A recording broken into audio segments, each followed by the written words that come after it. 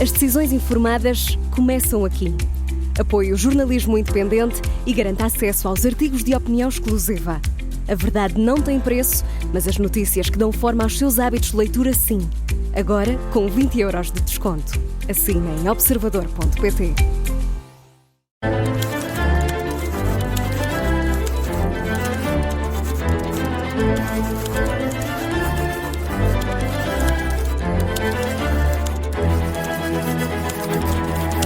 Há um novo episódio do Português Suave para ouvir, sempre por aqui na Rádio Observador. Eu sou João Costa e Silva.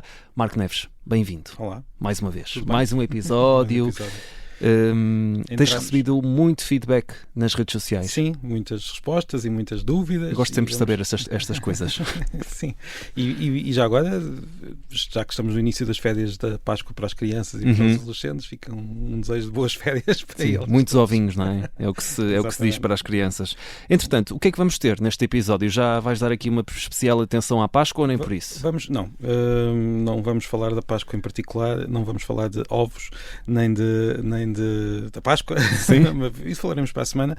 Combinado. Mas vamos conversar sobre países e sobre palavras inglesas que vieram do português. Muito bem. Então temos aqui muito material para este episódio. Vamos a isto. Começamos, como é habitual, com a língua nas notícias.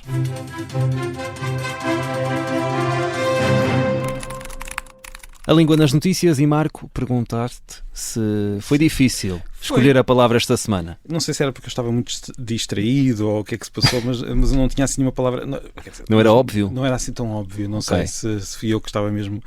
Ainda pensei em debates, mas penso, se calhar não vou meter. Vamos ter ainda alguns. Muito tempo. As tarifas também foi uma ideia, mas já tínhamos falado delas a semana passada, por isso não vale a pena estar a repetir, claro. Mas acabei por pensar assim, bem, já que nas notícias vimos o Presidente dos Estados Unidos a pôr uma tarifa para um país, é tirada outra, pôr acolá, é tirada acolá, e vamos falar aqui de uma questão que já abordámos anteriormente, que são os nomes dos países, que têm algumas questões curiosas. Vamos a isso. A primeira, portanto, isto é uma espécie de seleção de alguns aspectos linguísticos curiosos relacionados com o nome dos países. O primeiro é: nós temos em cada língua os nomes para os outros países que nem sempre correspondem ao nome que esse país dá a si próprio. Não sei se isto faz sentido. Sim. Nós temos, por exemplo, Grécia, que é um nome que vem do latim, mas que é muito diferente do nome que os gregos dão à Grécia. Os gregos chamam a seu próprio país algo como Helada. Que já foi Hellas. Aquele primeiro som eu não sei bem pronunciar, mas pronto, é Helada. Não tem nada a ver com Grécia. Nós temos algo parecido quando falamos de helénicos, ou República Helénica, que vem daí, mas não tem nada a ver. Sim, a seleção helénica. Exato, costuma-se dizer. Sim, exatamente. E para eles... deve vir daí alguma coisa. Vem daí. Depois temos também... temos muitos países. É assim, quase todos os países são adaptações do nome de... adaptações portuguesas. Quase todos os nomes de países são adaptações portuguesas do nome desse país, e que nunca é uma adaptação igual ao nome original. Mas depois temos nomes que são mesmo muito diferentes. China, os chineses não dizem China para nem nada parecido, não é? E este foi o nome que nós, portugueses, demos com base no nome de uma das dinastias chinesas, e depois as outras línguas europeias copiaram o português. Isto já tem a ver com o segundo tema de hoje. Depois temos Japão, que em japonês é algo como Nippon, e por aí fora. Temos muitos países com nomes Há muitas versões diferentes, não é? Sim. Exatamente. E em Portugal, há uma língua que seja assim um nome muito diferente daquilo que nós estamos habituados? O nosso país tem um nome muito, muito sólido, que não muda muito de língua para língua. Temos os italianos a chamarem-nos galo, não é? Portugal, mas a única língua, quer dizer, os chineses também usam uma adaptação fonética para o mandarim, que é muito diferente de Portugal, mas tenta aproximar-se do nosso nome, usando, por exemplo, a palavra para uva, que é parecida. Então eles fazem ali, eu não sei dizer, não vou arriscar, mas mesmo na China eles tentam aproximar-se do nosso nome. Mas há uma língua, a única língua que eu encontrei em que o nome Portugal não tem nada a ver com Portugal, é o Swahili, falado em África, no Quênia, na Tanzânia, em que eles chamam o nosso país Ureno. Nada a ver. Pois não tem nada a ver. O Ureno aqui tem... Não tem ligação nenhuma. O Ureno aqui tem a ver com reino. Portanto, eles ouviam os portugueses dizer que vinham do reino e chamaram Ureno. E o inicial é só um prefixo para indicar que é o nome de um país. Portanto, Okay. Para eles faz o seu sentido. Faz sentido, Udeno. Eu já encontrei mapas, imagina, da Europa, com o nosso país e lá escrito dentro Udeno, que é uma coisa muito estranha. Isto é o primeiro aspecto. O segundo, são só curiosidades. Todos os países em geral têm um nome mais curto e um nome mais longo. Temos Portugal, República Portuguesa, França, República Italiana, Espanha, Reino de Espanha. O nome mais longo costuma ser o nome do regime, não é? Que indica o regime. Depois até temos casos em que nós usamos mais o nome longo do que o curto, como República Checa. Depois este nome curto, Chequia começou a espalhar-se nos últimos tempos. E há só a curiosidade de termos alguns países, e eu vou dar 3 exemplos, que não têm nome longo, só têm nome curto. Um deles é o Canadá, por exemplo. Não, apesar de ser uma monarquia, não se chama oficialmente Reino do Canadá, é só Canadá. Outro é a Ucrânia, também não é República Ucraniana, nem República da Ucrânia, é só Ucrânia. E o outro, eu julgo que é surpreendente para a maior parte das pessoas, porque nós estamos muito habituados a usar o nome República da Irlanda. No entanto, oficialmente, a Irlanda não é esse o nome. Portanto, o nome é mesmo só Irlanda. A República é a descrição. Dizemos para distinguir da Irlanda do Norte, mas a Irlanda, precisamente para dar, como é que eu vou dizer, para dar a entender que aquele Estado representa toda a ilha, embora não represente, preferem não usar o termo República da Irlanda, e mesmo se formos a um tratado, o Tratado da União Europeia, aparece lá no início a República Portuguesa, a República Francesa, a República Italiana, e depois na Irlanda é só Irlanda, não aparece mais nada. Isto é uma forma da Irlanda dizer que é uma ilha. Ok, muito bem. Esta é surpreendente, mas tens mais algum aspecto? Temos, rapidamente, deste já falámos, há países em que nós usamos o artigo e outros que não. Nós dizemos a Alemanha, mas dizemos só Portugal. E há disto já falámos aqui, há uma certa tendência para que os nomes dos países que falam português não tenham artigo. O Brasil é uma exceção, a Guiné-Bissau também, mas os outros em geral não usam artigo e ninguém sabe porquê. E se não sabe daquilo que nós estamos a falar, é porque não anda a ouvir os episódios todos. E aproveitamos para dizer que podem seguir nas plataformas. Podem seguir nas plataformas, recebe-se sempre uma notificação quando há episódio novo. E agora, como temos 2 por semana, dá sempre jeito. Exatamente. Fica aqui a dica, a sugestão. Seguimos viagem, Marco, e vamos até ao mapa da língua.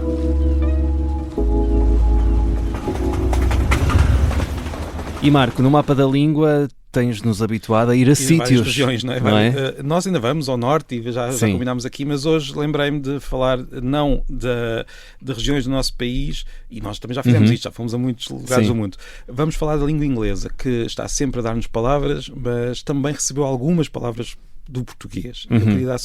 Eu queria dar rapidamente 7 exemplos. Ok, vamos a isso. O primeiro é fetish, que é uma palavra conhecida do inglês, que vem da nossa palavra feitiço. Foi uma adaptação do norte da Europa à nossa palavra feitiço. O neerlandês, o francês, o inglês, bem, o francês não é bem do norte da Europa, mas está ali a meio, não é?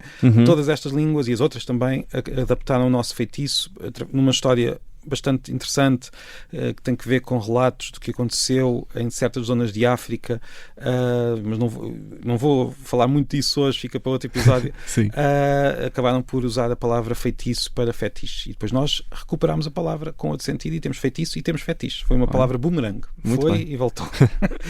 A segunda, banana. A palavra banana vem de uma língua africana para o português e depois acabou no inglês. Quando nós dizemos de origem portuguesa, quer dizer que passaram pelo português. Nem sempre vieram, não foram inventadas pelos portugueses, como as palavras andam sempre a andar de um lado para o outro. É muito difícil encontrar uma palavra que tenha sido inventada naquele sítio de raiz, sem qualquer base de outra língua. Banana veio de uma língua do Senegal, foi para o português e depois o português exportou-a para o inglês. Queres saber mais? Quero, então são 7, não é? Temos muito ainda.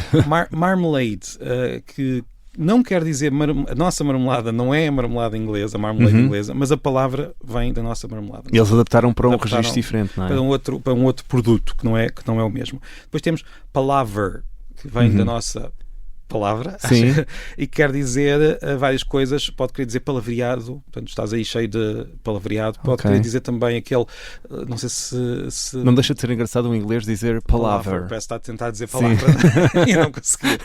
E sabes, quando havia aqueles encontros entre dois exércitos em que um enviava um mensageiro e o outro enviava outro mensageiro para poderem discutir, isto também se poderia chamar em inglês um palaver. Portanto, há aqui vários sentidos para a palavra que vem de palavra, e acabei de repetir muitas vezes a mesma palavra. Sim. Depois temos 5, sargasso, que vem de sargaço, e que é uma palavra que eu gosto muito porque lembra-me sempre, sei lá, ilhas, piratas, histórias das Caraíbas. Depois temos varanda, que também vem da nossa varanda. Gosto, varanda. Varanda, parece que estou a... Gosto. Para mim até começava a dizer varanda. Tens uma ótima varanda. Exato. Que não quer, mais uma vez, também não quer dizer a mesma coisa que a nossa varanda. É mais um alpendre, em inglês. O curioso é que aqui a importação foi feita na Índia. Não se sabe exatamente o caminho, mas é provável que tenha ido do português para o hindi e do hindi para o inglês. E depois, zebra. Que vem da nossa zebra. E pronto, foram as nossas 7 palavras. Isso é só para dizer que não é só... Nós também nos vingamos. Os ingleses dão-nos muitas palavras e nós também lá pusemos umas quantas. Grandes curiosidades. Um dia destes temos de voltar. Eu gostei muito desta parte deste episódio. A semana vamos a outra língua. Fazemos o mesmo, mas com outra língua. Muito bem. Seguimos mais uma vez para a nossa última rubrica, mitos e origens da língua. E Marco, hoje trazes um mito, é Sim. isso? Eu não sei quanto tempo é que temos muito tempo para falar deste mito. Temos à volta de 5 minutos. Então ainda podemos. O mito é a ideia que não é bem... Vamos lá ver. Às vezes há mentiras, há verdades, e depois há aquelas coisas que estão no meio, em que são meias verdades. Meias verdades, sim. E este é um desses casos. Esta meia-verdade é a ideia de que Dom Dinis, o nosso rei, oficializou o português, tornou o português a língua oficial do país. E é verdade em certo sentido, porque o que ele fez, ou melhor, a corte dele, passou de forma sistemática a usar aquilo que nós hoje chamamos português para os documentos que nós hoje chamamos oficiais. Porque é que eu digo que é uma meia verdade e não uma verdade inteira? Por duas razões. Primeiro, não havia propriamente o conceito de língua oficial. Havia simplesmente, digamos, decisões. Vamos usar mais o latim, vamos usar este latim já mais alterado. Não era propriamente não havia aquela ideia que hoje que temos, cada Estado deve ter uma ou mais, porque muitos Estados têm mais do que uma, não é? Língua que foi instituída como língua oficial e é ensinada nas escolas. Na altura não havia escolas, não há escolas como há era hoje, muito diferente. Era muito diferente. Não, havia escolas, mas não para todos, claro. Ou seja, não podemos dizer que o conceito de língua oficial fosse o mesmo que é hoje. Isso por um lado. Por outro lado, ele não chamava português à língua. Isso é uma chatice quando queremos dizer que tornou o português oficial. Na altura chamava-se linguagem ao português e às outras línguas do lado. Sim. Ou seja, ele passou a usar... Não tinha um nome definido. Era a linguagem. Passou a usar linguagem nos documentos. Em vez de usar latim, passou a usar linguagem. É um pouco como nós hoje dizermos, sei lá, aquelas expressões mais informais para falarmos da nossa própria língua, ou até ao contrário, nós hoje às vezes usamos latim, não gastas o teu latim para invertermos as coisas, não é? Portanto, no fundo era apenas um termo geral para este latim muito diferente que as pessoas já falavam. Portanto, não se pode dizer de forma rigorosa que ele oficializou o português, mas, como eu disse, é uma meia-verdade, e as meias-verdades têm alguma coisa de mentira, mas também tem alguma coisa de verdade. Ele foi muito importante para a língua portuguesa, mas mais do que esta... A razão não é esta, na minha opinião, mas sim ele ter sido um dos grandes poetas da nossa língua. Isso nós não nos podemos esquecer. E já, não sei se temos tempo, mas eu gostava só de dizer que a Ana Santos Pereira enviou uma pergunta, um comentário no Instagram, porque o filho tinha perguntado quando é que nasceu o português. Terá sido... Uma grande pergunta. É uma grande pergunta. E eu não acho que não temos minutos para isto, mas é só para dizer que aquilo que eu acabei de dizer tem algo a ver com isto, porque nós não conseguimos dizer que foi no momento em que Dom Dinis tornou oficial uma língua que nem sequer tinha ainda o nome que tem hoje. Não foi, ou seja, não houve nenhum momento em que as pessoas tenham pensado, olha, a partir de agora vamos falar outra língua. Portanto, o português nunca nasceu, o português foi nascendo. Pronto. É isso. E um pai pode responder assim a um filho, não é? Não é fácil, porque os filhos são muito exigentes. Não a idade dos porquês, não é? Então, mas não foi nascendo, o que é que isso quer dizer? Mas quando é que nasceu? Não, é difícil. Porque é que é varanda e não varanda? Exato. Nós, filho, faz perguntas mais fáceis sobre como é que vêm os bebés, é mais fácil. Às vezes é difícil.